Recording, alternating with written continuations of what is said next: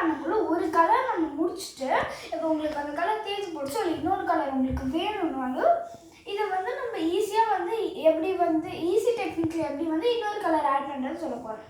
First உங்களோட already ஒரு colour இருக்கும் இல்லையா, இப்போ உங்களோட நிட்டிங் இந்த நீடில் இருக்கும் குஷனிங் நீடல், இதை அப்படியே வெளில எடுத்துகிட்டு உங்கள் சிசர்ஸ் நமக்கு மெட்டீரியல்ஸ் ஒன்று உங்கள் புதியான ஒரு சிசரு ஓகேவா, கொஞ்சம் இவ்வளோ கேப் விட்டுட்டு நீங்கள் வந்து கட் பண்ணிக்கணும். கட் பண்ணோன்னா அந்த லூப்பை எடுத்துட்டு த்ரெட்டுக்குள்ளே போடணும். கொஞ்சம் பொறுமையாக பண்ண.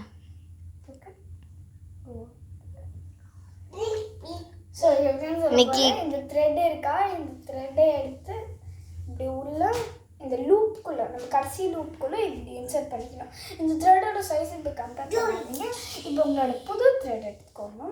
புது த்ரெட் எடுத்துகிட்டு மிச்சம் எண்டிங் இடத்துல வந்து இப்படி உள்ளே விட்டு ஜஸ்ட்டு நார்மலாக ஸ்லிப் நாட்லாம் இல்லை, நார்மலாக நம்ம நாட்டு கட்டுவோம்ல அது வந்து நம்ம வந்து பண்ணிக்க போகிறோம். அதுக்குள்ளே விட்டுட்டு நம்ம நார்மல் நாட்டு